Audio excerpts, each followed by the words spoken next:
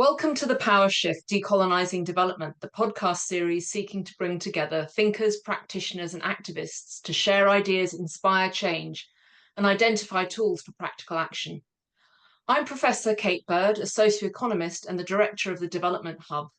Today's co-host is Dr. Nompilo Ndlovu. Over to you, Nompilo. Greetings, I'm Dr. Nompilo Ndlovu. I'm a Zimbabwean living and working in South Africa. I'm an oral historian who applies gender frameworks to my work with communities in Africa. Recent work has included involvement in a mixed method study on poverty dynamics in Zimbabwe, where I led the work on gender and marginalization. My PhD focused on mass violence, memory, and local transitional justice in post-colonial Zimbabwe. Back to you, Kate. Thank you, Nompilo. Today, we're very excited to be talking to Leslie Mudimu. Leslie is a development and systems change consultant. She has a multi-disciplinary background in humanities, particularly the social sciences. Her academic research was on the inclusion of women in transitional processes and governance in Zimbabwe. Her expertise is aligned with decolonisation and transformation efforts and the representation and inclusion of women. Beyond working in international development space, Leslie is a founder of a mentorship network for humanities students in Zimbabwe and South Africa. For more on Leslie and her work, click on the show notes below this episode. Back to you, Nompilo. Okay, let's get into our questions. Leslie, as a fellow Zimbabwean, could you tell me how your experience of growing up and your experience as a student have influenced you in terms of understanding coloniality and the need to decolonize? Great. Thank you again for having me today. And to answer your question, growing up around the liberation struggle rhetoric in Zimbabwe exposed myself and fellow Zimbabweans to some of the atrocities that came with the colonial regime, not only in our country, but also on the continent.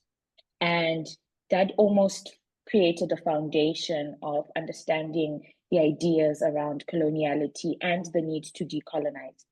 Secondly, I'm sure you can recall our former president, Robert Mugabe, had a very anti-colonial stance that really influenced the country's foreign policy approach.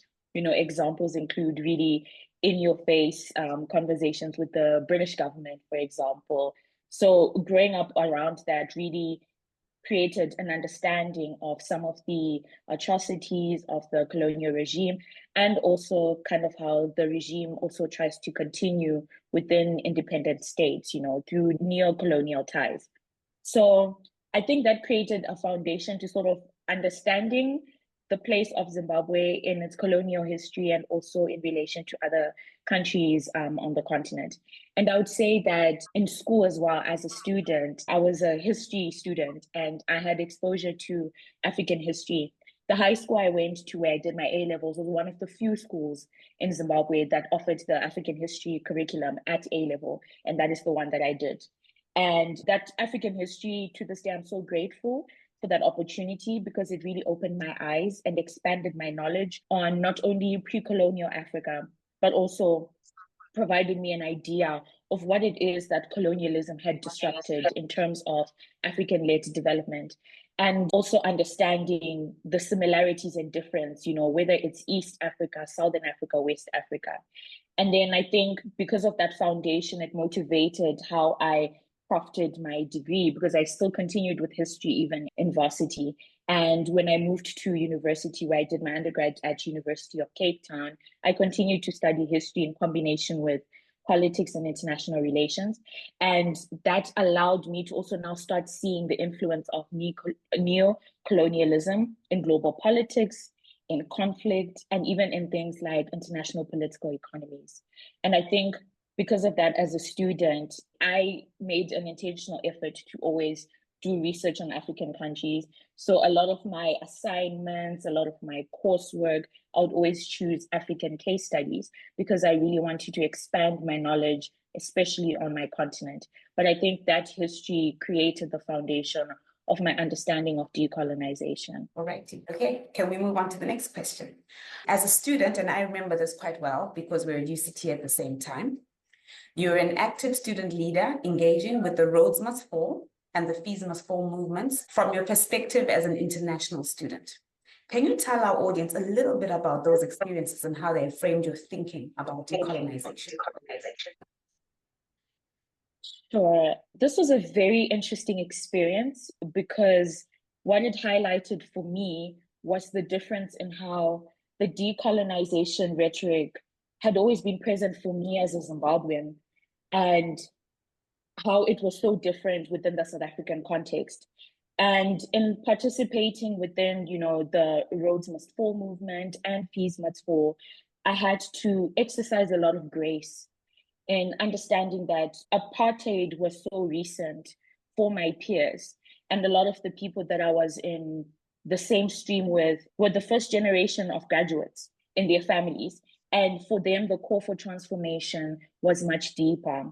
And I think the important thing at the time was bridging that experience and getting my fellow Zimbabweans as well to understand why the decolonization call was important and how we could show solidarity in a meaningful way.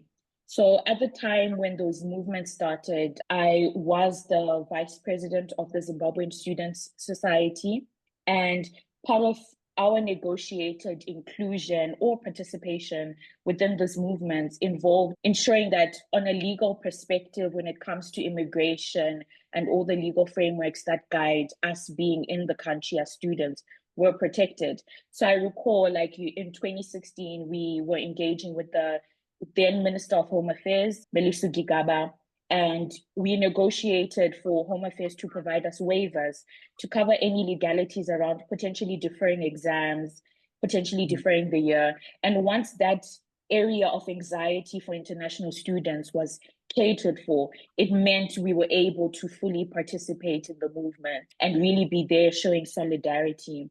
And it made it easier for us. And I think I was also privileged enough to be close to the movement, especially in the classrooms, because one of the main things of the Rhodes Must Fall movement was not only around renaming buildings and bringing down the Cecil John Rhodes statue, it was also about transforming the curriculum and having a more decolonized curriculum. And I say I was privileged because in 2016, I was sitting in classes where I was being taught by Black academics who were also very committed to that call. For example, our class was the first class that did the piloted course called Politics of Africa and the Global South. And that course was focused on learning about African political philosophers, African political theories, and also the important figures that are not well known in the mainstream space. And I think that was really important for us. It felt like it came a little too late because this was only in my third year in the university, and now we're starting to learn about these things. But I really think participating in Rhodes Must Fall and also subsequently Fees Must Fall really radicalized me in a meaningful way. And now I often feel like I now have the knowledge to actually back up the attachment to decolonization and even the transformation, because we were there when we were putting universities to task and asking them to transform and be more inclusive for people of color. Thank you for that. You're a young professional, still at the beginning of your professional life. Can you tell me how you think your generation thinks of decolonization differently from older generations? That's a very interesting question. And I think there are different ways to answer that. But as I was thinking through it, I think it firstly depends on which spaces we are thinking about. I think in the academic space, for us, decolonization has meant contributing to the production of knowledge around our communities and societies, producing our own theories, countering white dominant ideologies. And I think that's really what's been important, especially in the academic space. And it also has meant real commitment to intersectionality, the intersectional issues that we deal with as people of color, whether it's in relation to race, gender, and also even socioeconomic positioning within our societies. But there's also another wave that I think strongly advocates, and this is more relatable to the South African context, another wave that strongly advocates for land ownership, land rights. And the contrasting difference is it's my peers who are calling for that within the South African context, whereas for us in Zimbabwe, maybe our grandparents, or parents, depending on what age you are the ones who are calling for that change, right? And then there's also the other school of thought that speaks about decolonization from the perspective of the open border policy, you know, thinking around Pan-Africanism, removing colonial borders. However, this also has not been so well received. I mean, we see with the responses to the EFF's open border policies that really continuously get misinterpreted. But there's also another wave that sees decolonization manifesting in that way. You then also come into the international development space or the formal workspaces where people are calling for meaningful representation of people of color.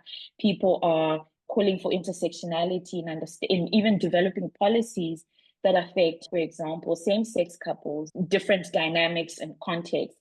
So I don't think there's quite different thinkings around decolonization per se, but maybe different asks that meet the current needs that we have. We're talking about opportunities, access to land, property rights, freedom of movement, migration, and borders. So I think that kind of speaks to the extent to which we're interested in driving the change that we're pursuing. Nothing more on my end. Over to you, Kate. Thank you, Nompilo. Leslie, I'm finding this a fascinating conversation, and it's great to hear you and Nompilo speaking with each other about these issues. I really enjoyed your participation in cohort 2 of our Skillshare program. You were a very lively contributor. You had a lot to contribute in the group sessions in particular. Can you tell us a little bit about your experience of the Development Hub Skillshare program on decolonising development? What was your experience of the program as a whole? And what do you think you got from it, particularly considering this deep understanding of the colonial experience that you have, both from growing up in Zimbabwe and then of your experience as a student and beyond in your work in the development sector? Thanks for the question, Kate. So firstly, I really feel very honored to have had the opportunity to be part of the program, because it really came at a time where I could say I was in a bit of a crossroads when it comes to my young career, and had the experience of what I had seen within doing the decolonization work within the international development system. So as I've mentioned previously, given that background with decolonization and transformation, the shift in the development sector is something that really excites me, but it has also come with some disappointments, especially around the extent to which people are really willing to change or uphold the systems. So firstly, my experience within the course felt very meaningful, because what really stood out for me is that the course is designed to not shy away from tackling that issue of the necessary personal transformation that is required to drive meaningful change and to drive decolonization.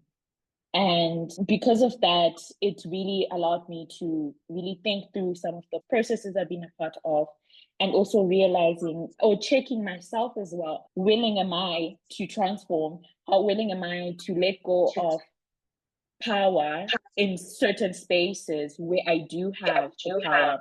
I always give this example that within the Zimbabwean context, there's a particular power that I yield as a Shona woman coming from a majority tribe in the country, yet that power is not the same in certain contexts. And I've had to be really conscious of my different identities. So in the course, you introduced us to the intersectionality wheel, which I really like, because it forces us to really think, where are we placed? What is our proximity to power, and also that proximity in different contexts? And I think that's a lot of self-reflection that is necessary. So that course really offered not only the tools, but also resources to deepen that experience.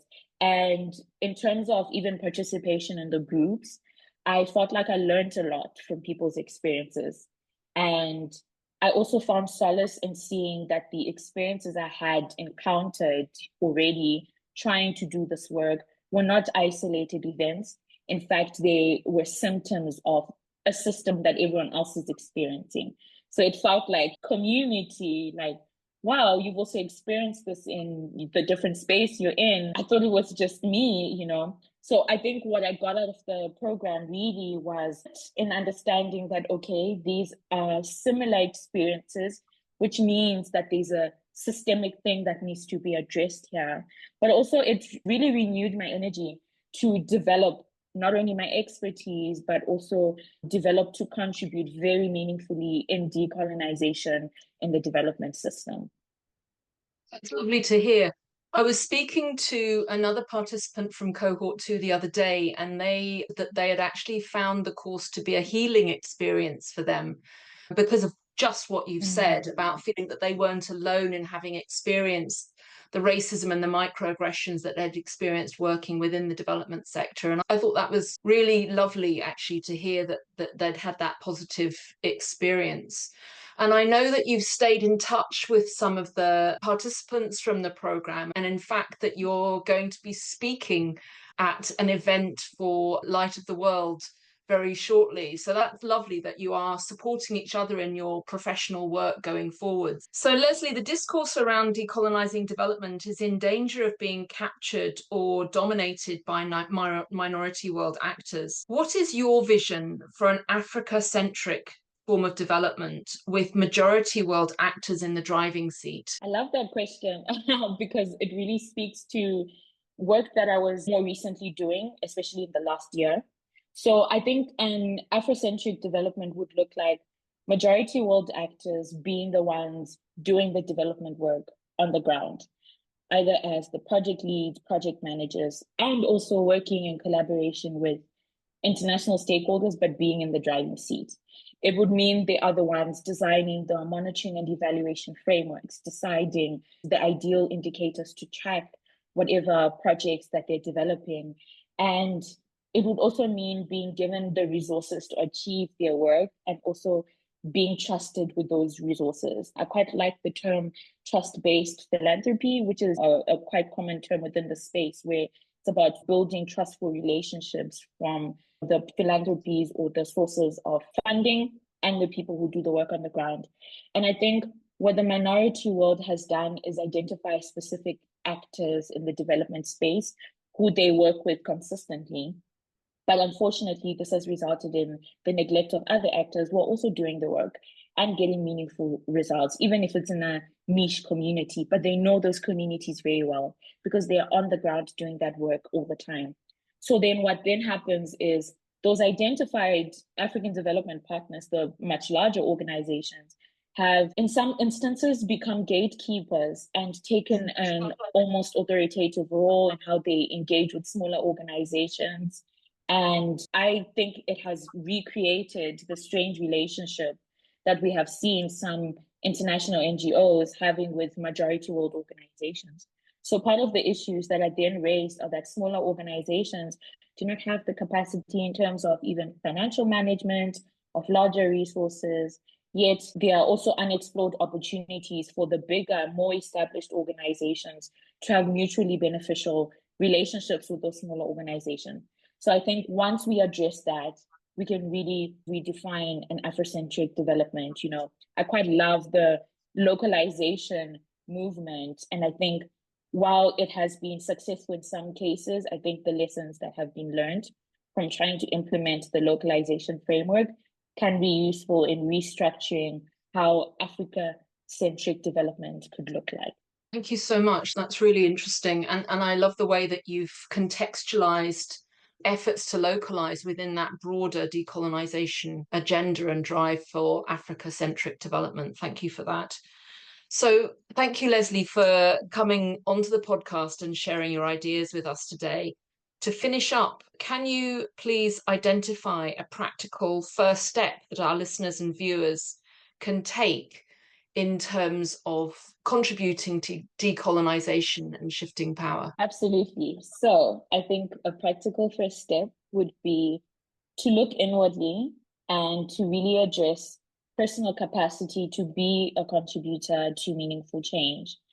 And I think questioning ourselves or asking ourselves those questions allows us to really frame our participation and really ask ourselves those tough questions. I know in the course, there's a component where we speak about white saviorism, we speak about even colorism, because I think what also is happening is that as people of color, we have somewhat evaded a bit of responsibility of the change we need to pursue on a personal level and how colonization has manifested in things like colorism and how we treat each other depending on what spectrum we fall on as people of color.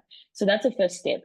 And the Australian Council of International Development actually produced a toolkit for development practitioners that looked at the questions that white and development practitioners need to ask themselves.